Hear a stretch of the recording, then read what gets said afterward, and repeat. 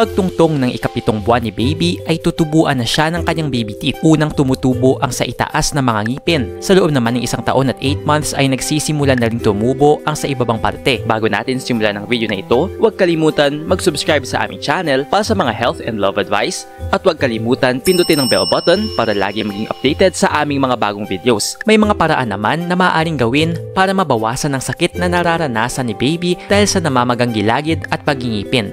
Ang paggamit ng teether, pagbibigay ng mga massage at cold compress sa kanya ay ilan lamang sa mga bagay na maaaring gawin sa bahay. Ito ang ilang mga gamot at lunas sa namamagang gilagid at pagngingipin ni baby.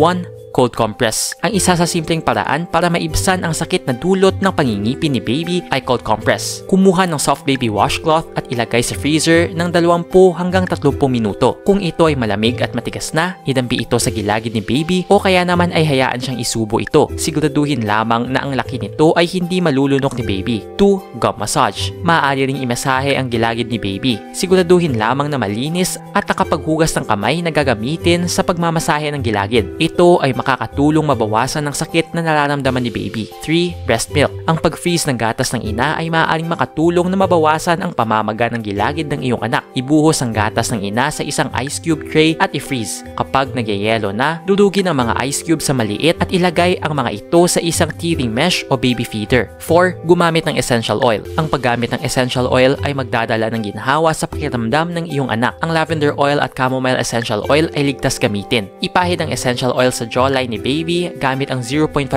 dilution upang matulungan sila sa kanilang discomfort. Maaari itong ilapat sa kanila tuwing 4 hanggang 5 oras. Imasahe ang kanyang mukha, panga at gilagid ng dahan-dahan. 5. Chamomile tea. Makakatulong ang pag-inom ng ina ng chamomile tea ay may ingredient na perfect para mabawasan ang stress ni mommy at discomfort sa pangingipin ni baby. Maaaring inumin ng mga ina ang caffeine-free tea na ito at ipasa din ang benepisyo ng tsaa sa sanggol. Nag-enjoy ka ba sa video ito? Please hit the like button and subscribe sa aming channel para sa iba pang video tulad nito. Salamat sa panonood!